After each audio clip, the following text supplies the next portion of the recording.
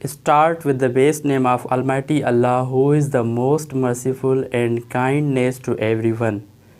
आज की वीडियो अल्लाह ताला के प्यारे नाम के साथ शुरू करते हैं जो कि नहायत बड़ा मेहरबान रहम करने वाला है। तो डियर स्टूडेंट्स, हमारी वीडियोस बनाने का सिस्टम जो है वो आप लोगों तक बआसानी हम पहुंचा रहे हैं और आई होप आप लोगों को जो है वो बहुत अच्छी लगती हैं और आप इसलिए लाइक भी करते हैं। और इसी हवाले से आज की जो वीडियो है उसका जो नया टॉपिक है, यानी कि आज की वीडियो के साथ जो हम हाज़िर हुए हैं उसका टॉपिक जो है वो है some important terms of set. Some important terms of set, terms of sets. तो स्टूडेंट्स, आज हम बात करेंगे some important terms of sets की। देखते हैं कि सम इम्पोर्टेंट टर्म्स कौन से होते हैं। सेट हमने पढ़ लिया था, सेट के बारे में अच्छे तरीके से मैंने आपको एक वीडियो प्रोवाइड कर दिया है जिसकी लिंक मैंने नीचे डिस्क्रिप्शन में दे दी है। और उसके बाद जो है आप लोग उस लिंक को अगर फॉलो करना चाहें तो नीचे डिस्क्रिप्शन में मैंने उसकी लिंक आप लोगों को सेंड कर दी है। तो आज जो है स्टूडेंट्स हम पढ़ेंगे इम्पोर्टेंट टर्म्स के अंदर जो कि सेट के अंदर होते हैं। वो आपका हो गया नल सेट हो गया, नल सेट किसे कहते हैं, फाइनाइट सेट हो गया या फिर इनफाइनाइट सेट हो गया, ओवरलैपिंग हो गया, डिसजॉइंट सेट हो गया। ठीक है, तो आज हम इसके बारे में जो है वो डिस्कस करेंगे। तो वीडियो स्टार्ट करने से पहले, अपने टॉपिक के चलने से पहले आपसे एक रिक्वेस्ट करूँगा कि आप मेरे चैनल को सब्सक्राइब करें, अपने दोस्तों के साथ शेयर करें और मुझे कमेंट में लाजमी बताएं कि मेरी वीडियोस आपको कैसे लगती हैं। तो स्टूडेंट्स, आज का हमारा जो पहला टर्म है वो है नल सेट। नल हम इसको एम्प्टी सेट भी कहते हैं, एम्प्टी सेट। अब देखें, null set or empty set if there is no element, if there is no element in a set is called empty set. There is no element in the set, for example null. अब देखिए ना, empty का मतलब यहाँ से देखिए क्या होता है। अगर मैं आसान लफ्ज़ों में आपको समझाऊँ तो देखें, एम्प्टी का मतलब क्या होता है, खाली, यानी कि जिसके अंदर कोई भी चीज़ ना हो, कोई भी मेंबर प्रेजेंट ना हो, तो उसको हम क्या कहते हैं, एम्प्टी सेट कहते हैं, या फिर जो है हम इसको नल सेट भी कहते हैं। तो स्टूडेंट्स, यहाँ से देखें, एक ऐसा set, for example a is equal to 1, 2, 3। अब देखें, इसमें जो है आपको 3 एलिमेंट्स दिख रहे हैं। ठीक है, तो यानी कि यहाँ पर जो है कोई भी खाली नहीं है। अब देखें, यहाँ पर 1, 2, 3 इसके अंदर मेंबर्स आ गए। अगर यहाँ से मैं ये मेंबर रिमूव कर देता हूँ तो आप देख सकेंगे इसके अंदर कुछ भी मौजूद नहीं है, यानी कि ये बिल्कुल खाली है। तो डियर स्टूडेंट्स, हम इसको क्या कहेंगे कि sir this is a null set और एम्प्टी सेट, यानी कि ऐसा सेट जिसके अंदर कोई भी मेंबर मौजूद ना हो तो उसको हम क्या कहते हैं, एम्प्टी सेट कहते हैं, या फिर जो है हम उसको नल सेट कहते हैं। स्टूडेंट्स, आई होप आप लोगों को समझ में आ गया होगा। और इसकी जो सिंबल होती है, सिंबल इसकी क्या होती है, सिंबल जो होती है इसकी वो होती है फाई। ठीक है स्टूडेंट्स, हम इसको क्या कहते हैं, इसको हम फाई कहते हैं। ये एक सिंबल है इसकी, एम्प्टी सेट के लिए हम जो है वो इसको ज़ाहिर करने के लिए जो है हम निशानी यूज़ करते हैं। तो उसकी निशानी जो होती है वो फाई होती है। या आप इस तरह से लिख सकते हैं, या जो है आप बिल्कुल जो है वो खाली सेट लिख दें जिसके अंदर कोई भी मेंबर मौजूद ना हो। तो डियर स्टूडेंट्स, अब यहाँ पर देखें, अगर इस करली ब्रैकेट के अंदर 2 ब्रैकेट्स जो आपने बनाई हैं, आपने यहाँ पर जो है फाई को अंदर लिख दिया या खाली को अंदर लिख दिया, तो अब आपका ये एक एलिमेंट इसमें मौजूद है। तो डियर स्टूडेंट्स देखें, यहाँ पर ये अब आपका एम्प्टी सेट नहीं होगा। या तो आप बिल्कुल खाली ब्रैकेट यूज़ करें, या जो है अलग तरीके से आप इस निशानी का इस्तेमाल कर सकते हैं। For the understanding of empty set, if there is no element in a set, I repeat again, if there is no element in a set is called empty set. ठीक है स्टूडेंट्स, आई होप आप लोगों को समझ में आ गया होगा। Dear students, अभी अगला जो हमारा टर्म है यानी कि सेट्स के हवाले से वो कौन सा है, हमारा जो दूसरा टर्म है वो हम पढ़ेंगे सिंगलटन सेट के बारे में। सिंगलटन सेट, सिंगलटन सेट देखते हैं क्या होता है। अब देखिए यहाँ पर जो है सिंगलटन सेट, अब देखते हैं यहाँ पर जो है क्या कहते हैं singleton set. If a set contain only one element, if a set contain only one element is called singleton set, यानी कि सिंगल, अब देखें सिंगल वर्ड से ही जाहिर है, यानी कि ऐसा सेट जिसके अंदर सिर्फ और सिर्फ एक ही मेंबर आए तो हम उसको क्या कहते हैं, सिंगलटन सेट कहते हैं। तो देखिए स्टूडेंट्स यहाँ पर जो है सिंगलटन, सिंगलटन का जो मतलब होता है यानी कि एक ऐसा सेट जिसके अंदर सिर्फ और सिर्फ एक मेंबर मौजूद हो तो उसको हम क्या कहते हैं, सिंगलटन सेट कहते हैं। या फिर b इज इक्वल टू, अब देखें यहाँ पर 0 आ गया तो ये भी आप लोगों का सिंगलटन सेट है। उसके अलावा आप देखें अल्फ़ाबेटिकल लेटर्स भी आप यूज़ कर सकते हैं। ए मतलब ये कहने का है कि if there is only one element in the set is called singleton set, यानी कि सिंगलटन सेट हम उसको कहते हैं जिसके अंदर सिर्फ और सिर्फ एक एलिमेंट हो। अगर एक से ज़्यादा एलिमेंट्स होंगे तो वो सिंगल सेट नहीं कहलाएगा। अब देखें a is equal to a comma b, this is not a singleton set.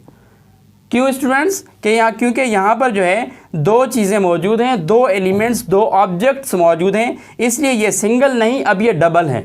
यानी कि सेट के अंदर जो है वो दो चीज़ें अवेलेबल हैं, लेकिन सिंगलटन सेट के लिए हमारे पास रिक्वायरमेंट्स क्या थी कि यानी कि सेट के अंदर जो है सिर्फ और सिर्फ एक एलिमेंट हो तो उसको हम क्या कहेंगे, सिंगलटन सेट कहेंगे।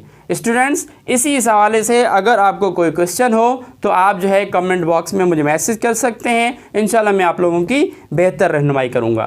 तो आई होप आप लोगों को समझ में आ गया होगा कि सिंगलटन सेट किसे कहते हैं। डियर स्टूडेंट्स, अभी अगला जो टर्म है हमारा सेट के हवाले से वो है हमारा फाइनाइट सेट। अब देखते हैं कि यानी कि फाइनाइट सेट के अंदर हमें क्या देखने को मिलता है, फाइनाइट सेट्स। देखिए स्टूडेंट्स फाइनाइट सेट के अंदर क्या होता है, those number which we can count easily in the set. अब देखिए सेट के अंदर ऐसे नंबर होते हैं जिनको हम बआसानी काउंट कर सकते हैं, जिनको हम बआसानी गिन सकते हैं। ठीक है, यानी कि जिन नंबरों के लिए हमारा जहन काम करे कि ये 1 2 3 4 अप टू 10 तक हम काउंट कर सकते हैं, उसको जो है हम क्या कहते हैं, फाइनाइट। फाइनाइट को जो है आप लिमिटेड भी कह सकते हैं, यानी कि जो लिमिटेड नंबर्स होते हैं उसको हम क्या कहते हैं, फाइनाइट सेट कहते हैं। अब देखें यहाँ पर a is equal to 1, 2, 3 dot dot dot, यहाँ पर देखें ये 10 तक आप नंबर बआसानी से स्टूडेंट्स काउंट कर सकते हैं। अब a इज़ इक्वल टू 1 2 3 ये 10 तक है, तो यानी कि the number of the elements present in the set is limited edition, यानी कि वो जो सारी चीज़ें हैं यानी कि सारे नंबर जो आप देख रहे हैं ये आप बआसानी काउंट कर सकते हैं। तो बेटा फाइनाइट सेट का मतलब ये हुआ कि ऐसा सेट जिसको हम अच्छे तरीके से काउंट कर सकें, यानी कि उसको हम क्या कहते हैं, फाइनाइट सेट कहते हैं। ठीक है स्टूडेंट्स, तो इसी हिसाब से यहाँ पर देखें दूसरा जो हमारा सेट होता है वो होता है इनफाइनाइट सेट। इनफाइनाइट सेट, ठीक है स्टूडेंट्स। अब देखते हैं इनफाइनाइट सेट क्या होता है, जाहिर सी बात है। अब देखें थोड़ा सा ध्यान दीजिए स्टूडेंट्स, अभी फाइनाइट सेट के बारे में हमने कहा कि those number which we can count easily, यानी कि ऐसे नंबर जो हम बआसानी गिन सकें उसको हम क्या कहते हैं, फाइनाइट सेट कहते हैं। तो जाहिर सी बात है इसका जो है इनवर्स क्या होगा कि those number which we can not count easily is called infinite set. ठीक है स्टूडेंट्स, तो यहाँ पर एक मिसाल ले लेते हैं हम और एक एग्जाम्पल ले लेते हैं जिससे जो है आप अच्छे तरीके से समझ जाएंगे। 1, 2, 3 अप टू सो ऑन, यानी कि ऐसे नंबर जिनकी कोई लिमिटेशंस ना हो तो उसको हम क्या कहते हैं, इनफाइनाइट नंबर कहते हैं। ठीक है स्टूडेंट्स, अब देखें उसके बाद जो है बहुत सारे एग्जाम्पल्स आपको देखने को मिलेंगे।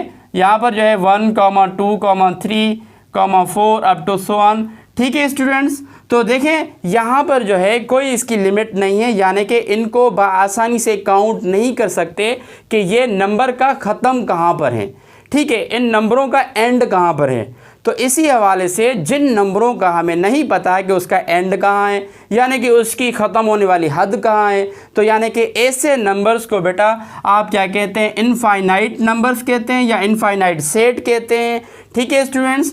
तो इसमें जो है आप इसको दूसरा नाम भी दे सकते हैं कि यानी कि ये अनलिमिटेड होते हैं, यानी कि अनलिमिटेड, अनकाउंटेबल भी नाम दे सकते हैं आप इसको, अनकाउंटेबल, ठीक है स्टूडेंट्स। तो ये सारी चीज़ें जो है आपका इनफाइनाइट और फाइनाइट सेट के बारे में आपने पढ़ा, ठीक है स्टूडेंट। तो यानी कि फाइनाइट सेट ऐसा सेट जिसके अंदर एलिमेंट्स हो वो हम काउंट कर सकें, और जिसके अंदर सेट के एलिमेंट्स काउंट ना कर सकें उसको हम क्या कहते हैं, इनफाइनाइट कहते हैं। डियर स्टूडेंट्स, आई होप आप लोगों को समझ में आ गया होगा। अगर फिर भी कोई क्वेश्चन हो तो आप मुझे कमेंट बॉक्स में मैसेज कर सकते हैं। इंशाल्लाह मैं कोशिश करूँगा कि आपको बेहतर तरीके से गाइड कर सकूँ।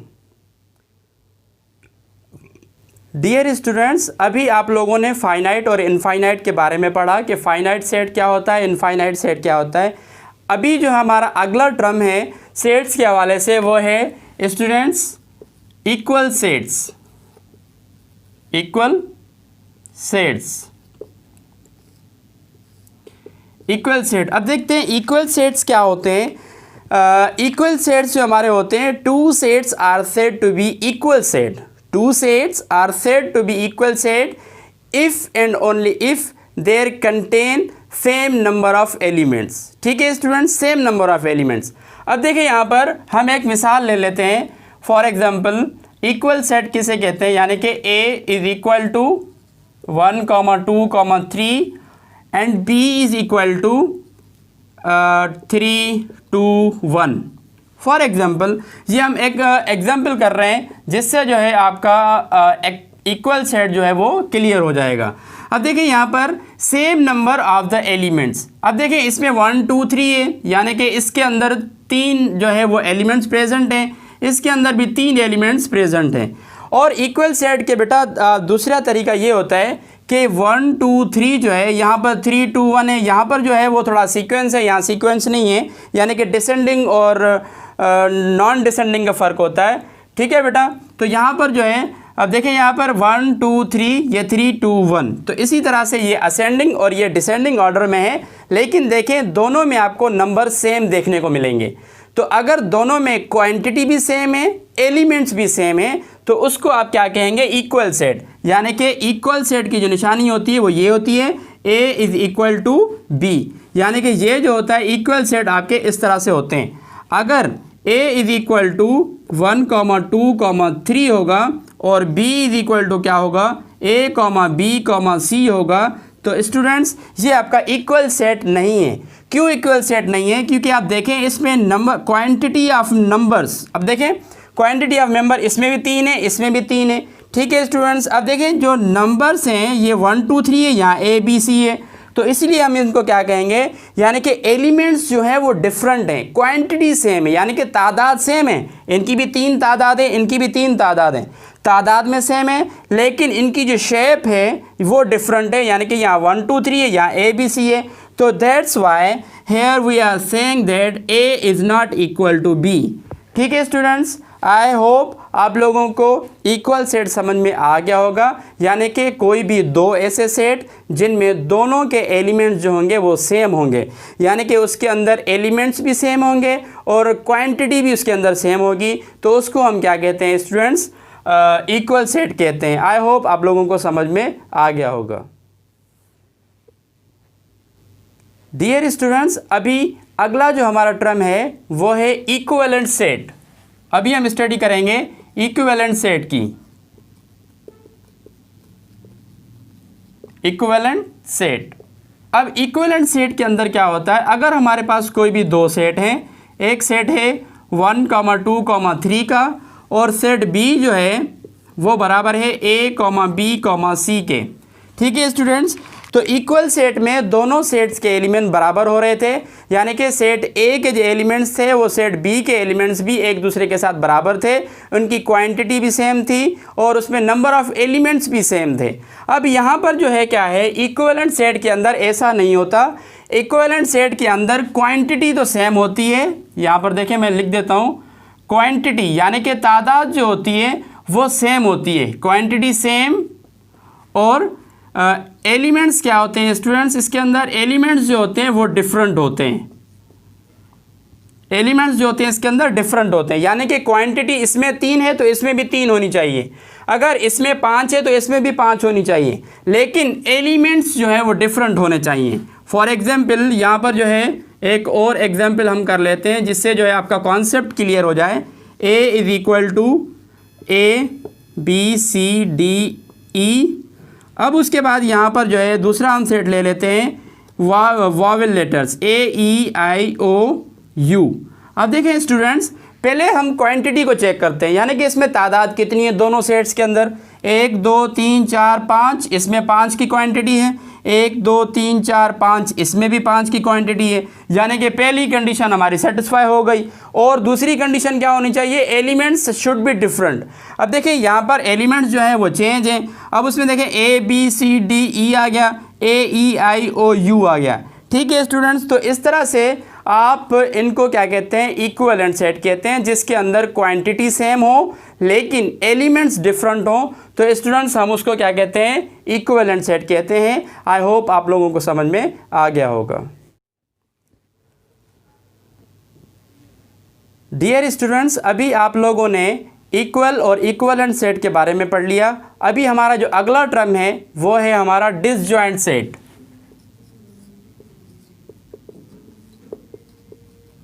डिसजॉइंट सेट, अब देखते हैं डिसजॉइंट सेट के अंदर क्या होता है। डिसजॉइंट सेट एक ऐसा सेट होता है अगर हमारे पास कोई भी 2 सेट हैं और दोनों सेट्स के अंदर कोई भी एलिमेंट कॉमन ना हो, ठीक है, या फिर आप ऐसा कहें कि कोई भी एलिमेंट सेम ना हो।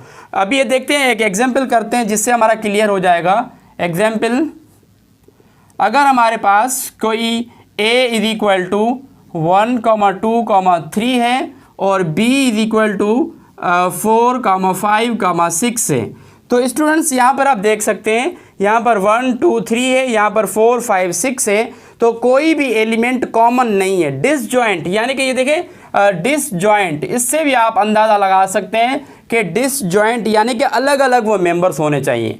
उसके बाद जो है डिसजॉइंट का मतलब ये होता है अब ऐसे एलिमेंट्स जो कॉमन नहीं हो। अब देखें कॉमन चीज़ क्या होती है, कॉमन हम उसे कहते हैं, यानी कि ऐसा नंबर जो दोनों सेट्स में मौजूद हो तो उसको हम कॉमन कहते हैं। 1 यहाँ पर है, यहाँ पर है ही नहीं, यहाँ पर 2 भी नहीं है, 3 भी नहीं है, तो कोई कॉमन एलिमेंट नहीं है, दोनों अलग अलग डिफरेंट एलिमेंट हैं, तो ऐसे सेट्स को हम क्या कहते हैं, डिसजॉइंट सेट कहते हैं।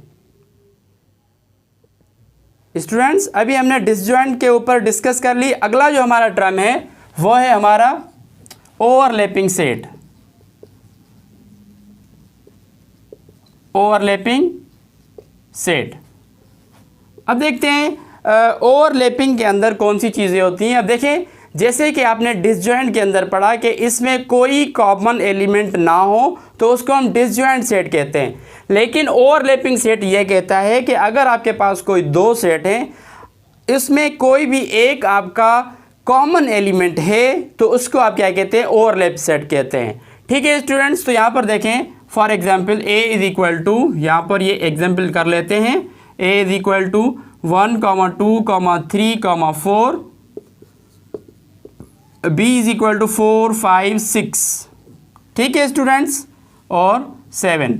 अब देखिए यहाँ पर इसमें 4 जो है एक ऐसा एलिमेंट्स है जो कि सेट बी में भी मौजूद है, यानी कि ऐसा नंबर जो यहाँ पर भी मौजूद होगा, यहाँ पर भी मौजूद होगा, यानी कि कॉमन एलिमेंट होगा, तो उसको हम क्या कहेंगे, ओवरलैपिंग सेट कहेंगे। ठीक है स्टूडेंट्स, मैं रिपीट कर दूं कि यानी कि ओवरलैपिंग सेट के अंदर क्या होता है, ओवरलैपिंग सेट के अंदर अगर कोई भी कॉमन एलिमेंट्स आपको देखने को मिलता है तो उसमें जो है आप कह सकते हैं कि sir this is called a overlapping set, यानी कि ये ओवरलैपिंग सेट है हमारा। क्यों? क्योंकि इसमें एक नंबर ऐसा है जो कॉमन है। अब दूसरा मिसाल ले लेते हैं, ए इज़ इक्वल टू यहाँ पर जो है ए बी सी और डी, ठीक है स्टूडेंट्स, और यहाँ पर B is equal to C D E F.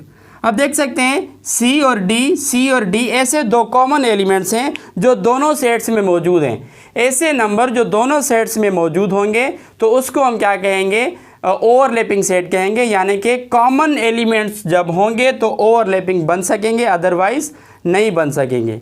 ठीक है स्टूडेंट्स, आई होप आप लोगों को ये समझ में आ गया होगा। अगर किसी भी स्टूडेंट्स को, अगर आप लोगों को कोई कन्फ्यूज़न है तो आप मुझे कमेंट बॉक्स में नीचे मैसेज करके पूछ सकते हैं। इंशाल्लाह मैं आपकी बेहतर रहनुमाई करूँगा।